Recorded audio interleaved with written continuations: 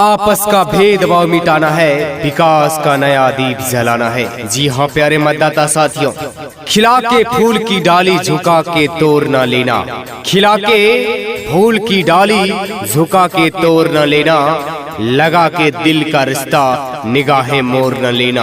प्यारे मतदाता साथियों, प्रादेशिक निर्वाचन क्षेत्र संख्या 15 थारी राज्यों से पंचायत समिति पद के लिए कर्मठ, सहयोग, जुझारू, समाज सेवी, शिक्षित युवा उम्मीदवार विनोद मेहता। जी हाँ मतदाता साथियों, कर्मठ, सहयोग, जुझारू, समाज सेवी, शिक्षित युवा उम्मीदवार विनोद मेहता जी को ही अपने पंचायत समिति पद का सहयोग कर्मठ समिति चुने और अपने पंचायत थारी राज्यों का विकास करें। विनोद मेहता जिंदाबाद जिंदाबाद जिंदाबाद, विनोद मेहता जिंदाबाद जिंदाबाद जिंदाबाद। हाथ जोड़ के विनती करे छी, सुनू एगो बात यौ, चाचा चाची भैया भौजी रहत अहाँ के साथ यौ। विनोद भैया जिंदाबाद जिंदाबाद जिंदाबाद। हाथ जोड़ के विनती करे छी, सुनू एगो बात यौ, चाचा चाची भैया भौजी रहत अहाँ के साथ यौ। गरीब के मसीहा छियै, गरीब के मसीहा छियै, तोरत नया छियौ।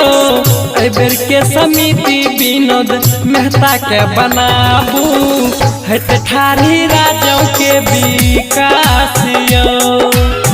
एहि बेर के समिति विनोद मेहता के बनाबू, हेत ठारी राज्यों के विकास यौ। जीतेगा भाई जीतेगा, विनोद मेहता जीतेगा, थारी राज्य की जनता जिंदाबाद जिंदाबाद जिंदाबाद। पूरा ठारी राज्यों पंचायत में ये खूब चर्चा, हर घर गली मोहल्ला कर खूब मोर्चा। विनोद भैया जिंदाबाद जिंदाबाद जिंदाबाद।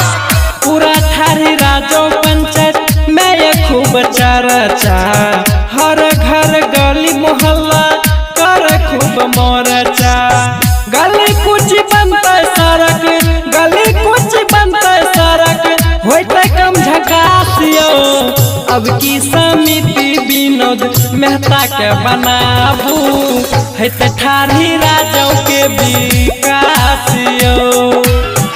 अब की समिति विनोद मेहता के बनाबू, हेत ठारी राज्यों के विकास यौ। अपना समिति कैसा हो, विनोद मेहता जैसा हो, विनोद मेहता जिंदाबाद जिंदाबाद जिंदाबाद। लाखों में छैया विनोद मेहता उम्मीदवार यौ, हर दुख सुख में रहत अहाँ के साथ यौ। जीतेगा भाई जीतेगा, विनोद मेहता जीतेगा। लाखों में छैया विनोद मेहता उम्मीदवार यौ, हर दुख सुख में रहत अहाँ के साथ यौ। कहाँ छराना मुनमुन, कहाँ छराना मुनमुन, मानू हमर बात यौ।